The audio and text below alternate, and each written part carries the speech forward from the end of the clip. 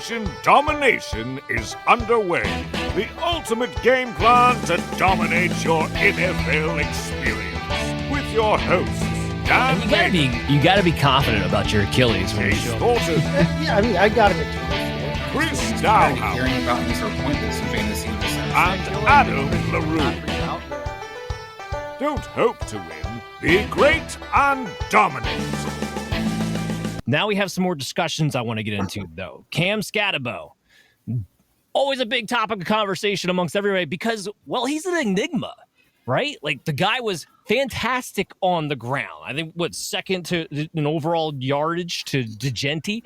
He was fantastic in the passing game. He's got incredible contact balance. He slashes through. He has good initial burst. He has everything you would want, but yet we find ourselves, is he a good enough NFL athlete? And I want to start off with that because two things. One, I know there was some talk that he had a hamstring strain during the combine, and maybe that is the case. But if you're not going to run at the combine, don't bother running at your pro day. And this is Cam Scattebo's exact example why. Because it's such a wide range of what's being reported. You can go to reliable sources at that. PFF has the guy, their pro day tracker, has him at 4.57. Well, The Athletic, another reliable source, reported him at a 4.65. That's two way drastically different times that make you two drastically different athletes when it comes to your top end speed, though, by the way. And because it's a pro day, if you want to follow the rule of thumb of adding 5/100ths of a second on there, you're talking about a range of a 4.62 to a 4.7. Again, big difference with that. So, Chris, why did he bother running? I think bad agent. That's something I can come up with, Dan. I wouldn't advise these guys to run if you know what your 40s are going to be good. If you realize this is something you're going to test well in, then hide it. Marvin Harrison never ran last year. Never ran in his pro day either. That's something you can definitely avoid for different situations. If Cam Scattebo would have been advantageous for him to do so. Adam, not that why didn't he run, but did the 40 affect, or the wide range reporting 40 affect your ranking on Cam Scattebo? Not necessarily, because I didn't really see him as someone who had crazy long speed. I think he accelerates fairly well, but I don't think the top gear is necessarily there. And that does impact the ranking. I just don't think that the 40 was necessarily much of a surprise. I think personally I'm comfortable just splitting the difference on that, calling him a 4.63, and I think that's about what I would have expected. Again, he's someone who, what's really interesting to me is what he is going to be on third downs, because we've all seen how incredible he is as a receiver, and for his size he is, right? But there is some concern with someone who isn't overly fast in terms of long speed, how well you can be used as a receiver, in the sense of you can probably beat linebackers with your speed, that's fine. You can probably do some dump off stuff, that's fine, but can you be anything else?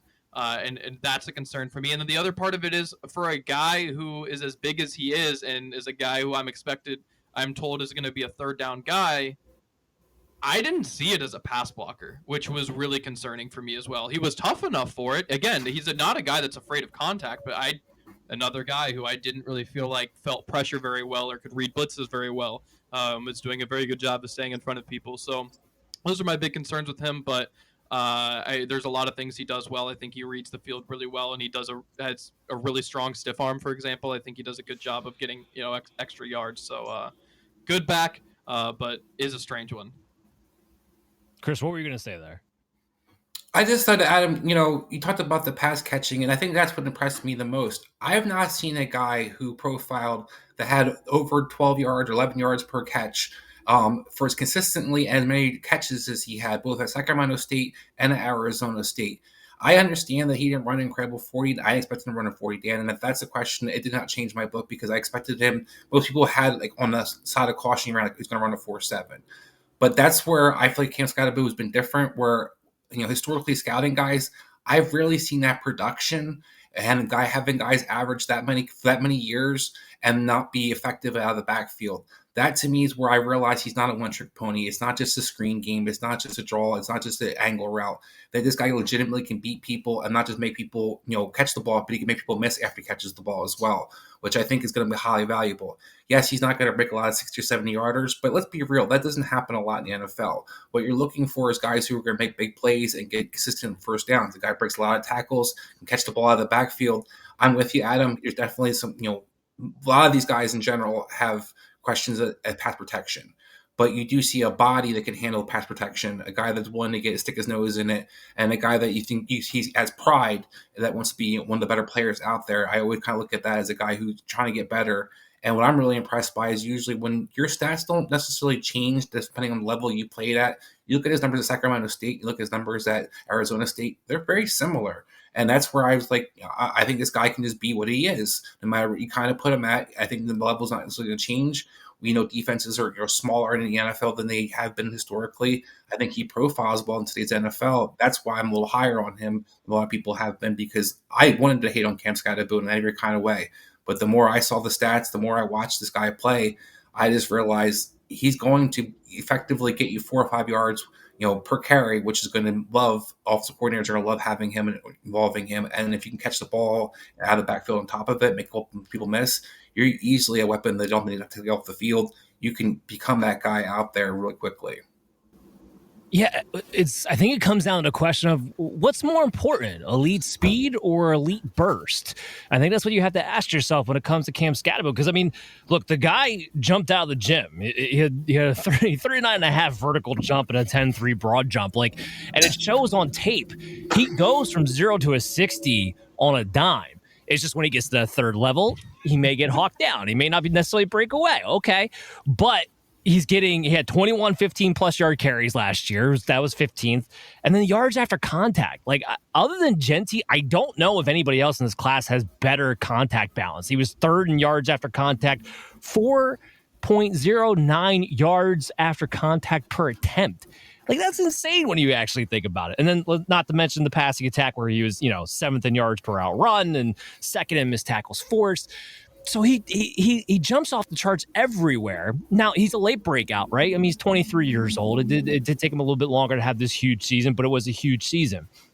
I have a comp that I definitely don't think it's popular amongst people who give comps, but I think it's going to throw some people for a loop because I like Cam Scattebo, even throw me for a loop, because I like Cam Scattebo a lot more than this player, but I comp him to Kendra Miller in the sense of you're kind of a bulkier build, but you are a good receiver, you're a good runner, you have good contact balance. But I think the difference is, for Scattebo, at the very least, I think he has elite burst, which gives him the edge over, Kendra Miller never really quite being able to get off the ground. Here's what I do worry about, though, because we talked about he's willing to stick his nose in and get physical. This is a guy who had a history of dealing with some shoulder injuries for that reason. So hopefully he's able to kind of protect himself a little bit more. Reminds me of Chris Carson in that way, Dan, where I see a very similar running style and some of the risks of how he runs with that shoulder low. You're right. Yeah, and that would, Chris Carson was great until all of a sudden he had to fall off a cliff because he got injured a little bit too much. But just looking at our rankings, we all have him at 7 and Chris has him at 5. So Chris is the highest one on him. Are we too low, Chris? I just think you talked about the guys who are a potential to be a 3-down back. I think this is one of the few guys that has that true potential to be a 3-down back. I know it's not sexy with his 40, but I allude to a lot, that's not what it's about. Most guys who are pass catchers, look at Rashad White, for example, with prolific pass catcher at Bay. He wasn't breaking a bunch of yards. He wasn't averaging 11 or 12 yards per catch. It's just he's getting open and angle routes he's doing what he needed to do to be a pass catcher, and he's a bigger back. Cam does all those things, but has way better vision and way better running back in general. So I look at what his skill set is in today's NFL, and I see it's a very projectable way. No, I agree with that. And just to throw the rankings up here one more time, if you, I know for me, I'm in the middle there. If you look at mine, my space between Travion Henderson at 4 and even Tutin at 8 is so tight. So when I'm nitpicking, that's how Scattebo winds up at 7. Not that I don't think he's on the same tier as those players, and we'll see exactly where he gets drafted at. Speaking of Bhayshul Tutin, this is Chris's boy. I will throw this up there again so everybody can kind of follow along. But Chris has Tutin all the way up at 4. I got him at 8. Adam, you have him down at 11, so maybe I should have did a showdown on this one. Actually, Adam, can you do a showdown? Are you prepared? I mean, I can, but it's tough because I'm the same way as you, where that gap just isn't very big. We'll save it and we'll do that.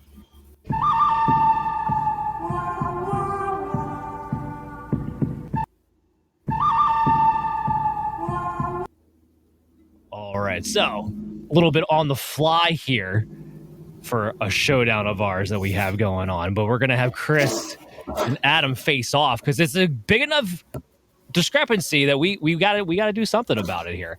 All right, so let me get in my judge's seat. Chris, get out, go to your little contender seat over here. Of course, I kicked them off all the screen altogether. Apparently, my bad. Hold the phone. We're having technical difficulties at the moment. And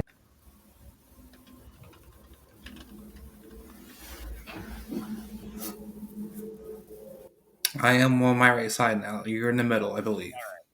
yeah, this is great podcasting, guys. Anyway, so showdown over Bhayshul Tutin. Chris has him at 4. Adam has him at 11. Now, the consensus does have him at about 8 or so. So you guys are kind of in between. So I'm going to have Chris, because he's way higher than consensus, go first on this one. All right. Bhayshul Tutin is the guy that I think people have not recognized. Maybe you got a little bit wind of how good he was after the combine. You were impressed by his 40. I just felt like his combine was the solidification of what I saw on tape. He's one of the most explosive players I've seen in this draft. I love this man. I think when you get the ball in his hands, he's explosive play waiting to happen. And why I have him 4 is that of the guys remaining that we're going to talk about, I'm with everybody. There's a lot of, intricacies in my board where it's guys between 5 and 15, 16, where I can make arguments where it should be higher. But I have Tutin at 4 because I feel like he's the guy that, of a guy who might not to be a bell cow, he's going to be an impact player one way or another. I look at a player like Devin A-Chain, for example, who I don't comp him to. I will get my comp to in a second. But a guy who hit the ground running, had explosive speed, was able to be utilized, and a guy that became a bell cow, quote unquote, last year. Now, I don't think that's how Tutin profiles, because I think that's not necessarily how you want to utilize him, but a guy who scores touchdowns. At 15 touchdowns last year for Virginia Tech, scored 10 the year before. A guy who has 2 touchdowns as a kick returner, has the ability to catch the ball out of the backfield, be explosive. Wasn't asked to do that a lot for Virginia Tech because they really are basically, they don't check the ball, the running backs at all in the offense. But when he was able to at North Carolina A&T, you saw his pass catching prowess. So I say all that because the comp I have for him is Jahmyr Gibbs. This is a guy I think you can give him 12, 15, 17 touches, that he's going to make huge plays happen. And the game I point to in particular is the Boston College game, where he was explosive and dynamic. I think over 260 yards rushing, had 20 yards receiving for a touchdown as well, had 3 or 4 touchdowns, I believe, in that game. Boston College was 25th versus the run per game average. They were at 3.8 yards per carry. They gave up their 35th in yards per game, around 118 yards per game. So this wasn't a Swiss cheese defense. What you saw was a guy whose speed was just game-changing. And the Combine brought that to life, where his 1.49 split is there with Xavier Worthy's 1.49 split last year. His speed, his angle, his ability to change and accelerate is explosive, is game-changing. Guy had 7 plays over 50 yards for touchdowns last year. He can just do it all in my book. And when I look at a guy who can be the next weapon in a passing attack or a running attack, he doesn't need a lot of touches. To me, Tutin is that guy. So that's why I have him 4. I absolutely love Bhayshul Tutin. All right, Adam. Why do you hate him? Why do you hate him, Adam? Yeah, so again, he is my lowest ranked day 2 running back. I have a day 2 grade on him. I think he's a good player. I like Bhayshul Tutin a lot, and I think that maybe I just like this class more than some people, having so many running backs that I'd totally be okay with in the 2nd and 3rd round. Where he ends up at the bottom of that tier for me, it's a few things. First of all, we got to talk about the fumbles. He has 9 over the last 2 seasons. It's not great in any capacity, and that's a surefire way to get yourself off the field, especially for a guy who, I mean, candidly, I like him less than consensus in terms of rankings amongst running backs, but higher than consensus in terms of where I would draft him. And you obviously like him more than consensus in general. I think we both have higher draft grades on him than where he's actually going to land. So, you get a shot from the 4th or 5th round and you're fumbling the ball, you don't have that leash to keep hanging on. So that is a concern for me. The other thing is I don't want to say his vision is bad. This is a nitpicking thing, but I think he is someone who likes to bounce to the outside a lot and go for the big play when he has lanes to the inside that are open. And again, look, he's fast enough to do that. I'm not like completely saying that's a bad thing, but I do think that there's times he gives up plays that are there for plays that he thinks he can make. And a lot of times he makes those plays. Again, not completely a knock. It's just that you're going to lose some consistency for that. Maybe that means you get more big plays, but you do lose some consistency on that end. And then my final thing, and again, a nitpick, he wasn't 25 touchdowns, 2 years. Go ahead. Yeah, he wasn't as good of a receiver as I expected. It's not to say he was bad. Obviously, with the explosiveness that he has, he's going to be at least solid, right? But he did have 5 drops this past season. He is someone who his first season at Virginia Tech had a 0.4 yards per route run, 0.42. Give him credit. Which is for those who aren't in the know, is in the 20th percentile, 21st almost. For running back seasons over the last decade or so. This past season it was up to a 1, which is 65th, so a little bit above average. But again, that's when he had some of those drops. I'm not saying he was a bad receiving back, but for someone who is explosive as he is and can make the plays that he can, and is someone who, we talk about the good, 95th percentile in avoided tackles in 2020 or 2024, and 98th in 2023. It's I wish that there was better production as a receiver, better efficiency, I should say, as a receiver. Not to say it was bad. The efficiency. Look at the NCAT. I'm sorry. Look at A&T years. That last year, we looked for more of the efficiency of the passing attack. But I understand what you're saying, and I just say a Kyron Jerome throwing the ball. It's really hard when a guy who's not a check down quarterback to be efficient, and that was not an offense that was looking to get the ball to their backs in their passing attack. Yeah, it's nitpicking, but I've seen other backs do better with their 30 or 40 targets. Again, not to say he's bad, just that I was left wanting more as a receiver because I think he should be better with how athletic and how freaky he is in space. And then my final thing, it's not a surprise at his size. We've talked about a couple guys that I've hit on for being bad pass protectors. He's amongst the worst. He is the worst. Let's make it real clear. And look, if he develops into a really good route runner and receiver out of the backfield, then maybe that just doesn't matter because you're using him catching the ball. But for right now, that is a concern to me to a degree.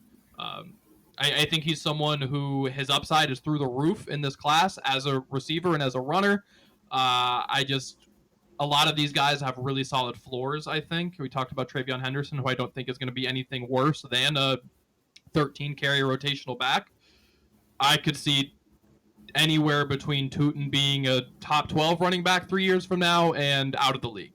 I think the whole range of outcomes is there. And for me, that pushes him towards the bottom of this tier. Am I willing to take the swing? Hell yeah, I am. But it's a swing. Okay. All right. Well, first of all, both of you made valid arguments on either side. Chris, to your point, this guy was uber efficient, uber explosive, even on the film. And a guy that I think it just went under the radar for absolutely no reason at all, other than he's playing at Virginia Tech, and there hasn't been a lot of great guys coming out of Virginia Tech. This is an early breakout guy, right? He had 1,300 yards back in 2022 with 13 touchdowns that year, and that year was his best receiving year. He had 40 targets and 30 catches and 333 yards. That was the year Tutin took off. Now, he took a hit in 2023 across the board. And then this past year, he bounces back in 2024, at least as a rusher, but had by far his worst season as a pass catcher. Adam, on your side, I think you're very, very right to add in the fact that right now, draft capital wise, this is a day 3 pick projected as it sets up. So therefore, the fumbles, if they rear their ugly head in the NFL, could be a major problem because it is something that could get him completely knocked off the field. And I do think you're valid in saying that, hey, as a great athlete, you're not as good of a pass catcher. And with your size at 5'9", 206, I think teams are going to look at you as being an athlete like, we want you to be more of a pass catcher or a better receiver out of the backfield. Something Virginia Tech doesn't necessarily work on. Like, they're used to guys like Khalil Herbert where they're just like, they just don't do that. So where he develops in that, we'll have to see. But I don't think that's a year 1 development. I think that's something we'd have to see continue. So you better be great on special teams, Tutin, if you wind up being a day 3 draft pick to keep that roster spot. So there's the things on both sides here. 2 kick returns for touchdowns, by the way, 2 years ago. Say that again? Sorry, I missed that. 2 kickoff returns for touchdowns 2 years ago. Well, I'm not saying he wouldn't do it. I'm saying he better be great at special teams and be able to keep his roster spot that way, and he definitely can, 100%. So with that said, and my ranking being somewhat in the middle, maybe a little bit more towards Adam, but in the middle, I have him at RB8.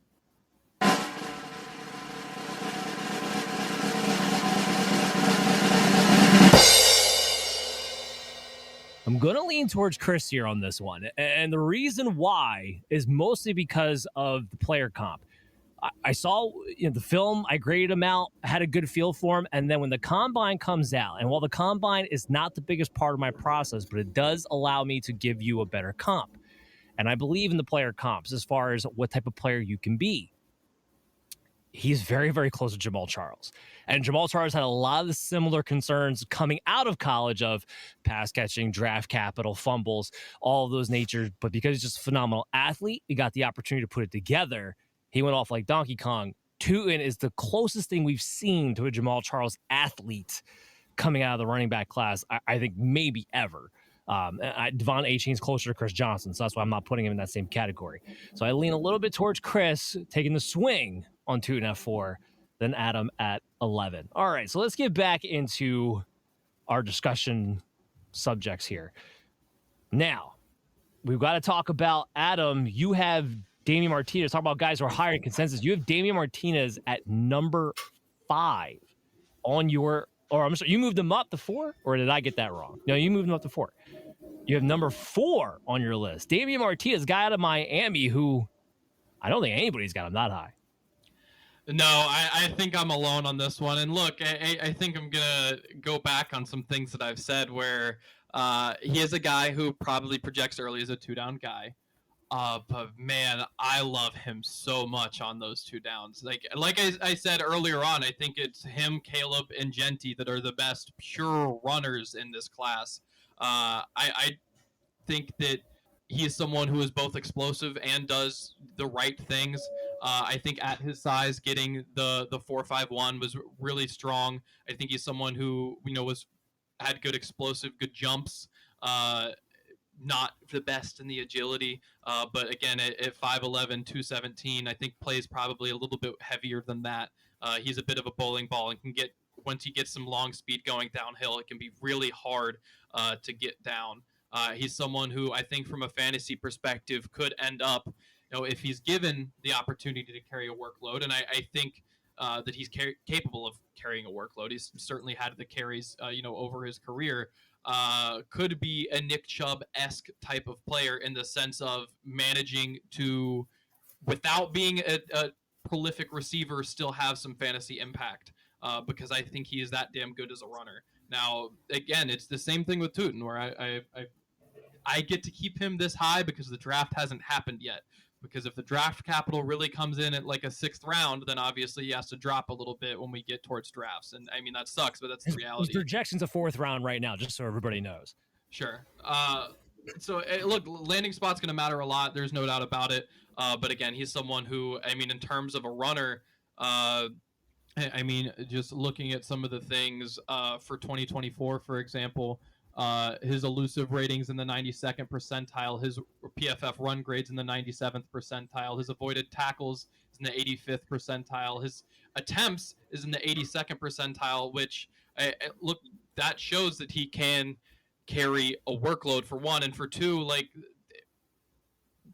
damn it, it may not feel like it matters, but college attempts typically do predict NFL success more than we may think. Like, there's not a lot of backs that don't produce and don't get their college coaches' trust in college that go on to then do that, be successful and get a ton of carries at the NFL level. It's not necessarily something that means because you got a lot of carries you will be good in the NFL, but it's hard to be good if you didn't get a lot of carries in college. So it matters. But again, and he is someone who, again, first and second down back. The thing is with him, he's someone who, look, he's not like a fluid natural receiver, but his hands aren't particularly bad. I think he could develop into a dump off type of receiver. And what I think really locks him into being a first and second down back early on is, and it's the theme of this class, where it's like, I love you, but you're a bad pass protector. But at his size, I think he's incredibly physical as a runner. I didn't think that he brought that same physicality as a receiver or as a pass protector. But if he's able to make that transition, I think that physically he's perfectly capable of doing so. And he's a weird one where I think for a lot of these guys, they were willing to make the contact and were making the wrong reads. I thought he was in the right place a lot of the times, but just wasn't necessarily staying in front of guys as well as he should have. So someone who you don't get low enough. Yeah, someone who I think can develop in that area, especially with a good running backs coach, and be a sneaky, not ever like, oh, you're great on third downs, but like acceptable. I'm not necessarily forced to take you off the field guy. Yeah. I mean, Chris, you're the U fan. You don't have Damien Martinez that high, but how do you feel about him? I don't, but we talked about, after 4, I have all these guys kind of just bunched together, and I have preferences of kind of mixing a little bit draft capital, mixing in a little bit opportunity, mixing in a little bit feedback of what it could be. But Adam, to your point, what I like about him was this is a team that might have Cam Ward go number 1, but when they needed something in Miami, they relied on him. That was their bell cow. That was the guy who got that offense going. He played that David Montgomery role a lot, which I think he'd be fantastic in Chicago as that banger that kind of sets the attitude. But Adam, he's highly efficient as well. I think he wasn't just a banger, and people were shocked that he was only 217. He had been listed at 235, 240 most of the season. He said he did that because people thought he was bigger than he was, and he's got away with it. He runs hard. He runs big. He's going to be able to get the short yardage, but he was highly efficient, like I said. And we talk about those coaches who love to get that 4 or 5 yards of first down. You get that. You get it consistently. You'll get playing time. This is a guy that was able to do that and sets the attitude. I think he has a little bit stiffness in the passing attack. I think that's why he'll never be a prolific pass catcher. I absolutely agree with that. But I think he's willing at him, and I think he's, as a pass protector, to me, ultimately the things I saw was he didn't always know where to kind of be. He didn't get low enough. But I think those things can definitely be coached up, and he can improve in those. And I think he's a guy that he can be serviceable out there where you don't have to take him off the field in third downs. And I think that's huge as well. So I put all those things together where I think he could be a steal. It's going to depend on a lot where he kind of winds up being. One last thing to throw out there that I think falls under the radar is that this is a guy who in Miami was a gap back and at Oregon State was a zone back. So he can do both. And was incredibly efficient as a runner in both spots. So again, doesn't necessarily mean that you're capable of doing both at an NFL level, but at least you've got a basic grasp on both and have been incredibly successful at the collegiate level at both. Yeah, I mean, I like him a lot for what he is. And when I say that, I mean for what his projected value is going to be as a 4th-round running back. I think he's a starting quality NFL running back, especially if you're going to take him in early day 3, you're getting him at a value. I mean, you guys all made great points. He had, 4.5 yards after contact, so he plays with the size. My question is, and Adam, I think you kind of hit on this a little bit, and this would be to Damien Martinez. You surprised a lot of people because you ran a 4.5 at the combine, but a lot of that has to do with you being a lot lighter than what I think you actually play at. And you kind of mentioned that he plays a little bit heavier. If you're 10 pounds heavier, are you more of a 4.6 guy? Because that's kind of what I see on tape. I don't see the special with Damien Martinez. I see a guy who can be a starting running back. I comped him to Damien Harris. Damien Harris was a starting running back caliber type of player, an RB3 in fantasy purposes, doesn't get a ton of catches, able to get enough volume and good enough to produce as a flex play. I see the same things with Damien Martinez coming in here. which is why I wouldn't put him in my top 5, but he's definitely inside my top 12. To your point, he's still a good running back, and I like him for the value that I think he's going to get drafted at the NFL level. There's one more conversation I want to have before we shut down the main show. I think this is a good point to mention. For the first time ever, and moving forward, Operation Domination is going to be doing a post show where it's just going to be kind of free flowing. We're going to go on rants and tirades and talk about things that we didn't necessarily get to talk about in the first hour. I think you guys are going to love it. We're going to be publishing it as its own separate episode, a bonus episode, if you will, right after this show. So both will be available, the post show and the main hour show. And I think we're going to have a lot of fun with it. So I want to throw that out there because we'll record that right after this. But RJ Harvey, I want to make sure we have a conversation with him on the first hour part of the show. So this is, I love this guy. I absolutely love this guy. I love that he's getting the steam up now, not just amongst fantasy football people, but in the NFL draft as well. Because this was somebody that, early in the process, late day 3, mid day 3, early day 3. And now we're talking about borderline day 3, maybe back in day 2 now, as we were getting through all of this and people are finally starting to see the tape. I'll save my take for a little bit. Chris, I want you to talk about RJ Harvey to me. Yeah, RJ Harvey's another guy that I'm high on, and the fact that is, I don't think he's going to ever be a bell cow back. I don't think he'll be the guy averaging 25 catches. He hasn't been that guy in college, but what he is a guy who's a weapon. You give him 12 to 15 touches, and you're going to get solid production. You're going to explosive plays. He makes people miss. He's able to get north-south very quickly. He can create things when there's nothing there. Played for some teams that weren't very good in fast forward the last few years. Was able to utilize his speed, able to bounce outside when he needs to be able to. As a runner, this guy's is going to be explosive and great. As a pass catcher, he's got some work to do. Not always kind of, talk about flexing guys out. He's not necessarily that guy yet. Is a guy that I think can run some angle routes out of the backfield. But in the screen game and the flares, those kind of things, I think he'll excel in. He reminds me a lot of a faster Bucky Irving in so many ways because I think he can make people miss in the phone booth. And we've seen more and more where the guys who are smaller and quick and get those crevices and those holes, how valuable they could be in today's NFL because there's not a lot of great, pass protection, running blocking holes. So this is a guy I think can get hidden at 5'8", but has that smaller base. Can handle the touches, I think, isn't a guy that has to only have 8 or 10 touches, but I think he's ideally a guy that I look at as one of those dudes who can be in a rotation but still effective for you in fantasy. Definitely could be a flex option if it's the right opportunities. I like Harvey a lot. I think he has some things to do with pass protection is not one of his strengths. Pass protection is absolutely something he's going to have to work on, but I think people realize what he is, and I think as a, when coaches draft him, I don't think he'll be asked to do that in third down. I think he'll be asked to catch the ball out of the backfield. So that where it kind of saves them being asked to do too much. And like I said, 8-12 touches, this guy's going to be effective from day one.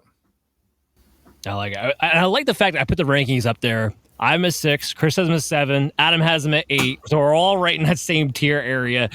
Adam, if, Chris talked about why he likes him, give me some things that maybe concern you a little bit, just to play devil's advocate here.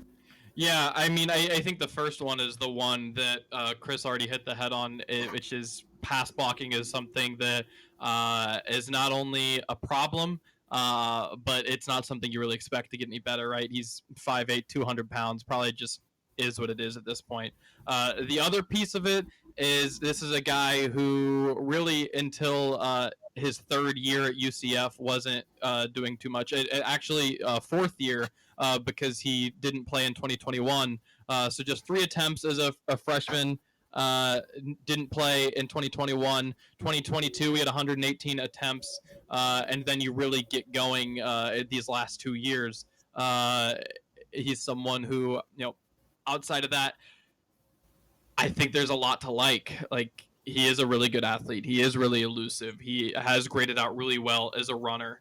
And as a receiver, kind of to your point, Chris, and this is where maybe there's an extra bit of hesitancy that he's not super developed, but he's, I think, natural for someone who doesn't, hasn't maybe been trained as a route runner and maybe doesn't know where to sit in zones. I think he's a natural receiver. Like, I think he catches the ball really well, and I think he can flip into a runner pretty quickly upon catching the ball. So those are the things that I like, and I think of the guys who skew as profile as a guy who you want on third downs. I think he's the best runner of them. I mean, there's no Woody Marks, who maybe we'll talk about in the second hour, but he's actually an NFL runner, and someone who I think can be a really valuable addition to a backfield.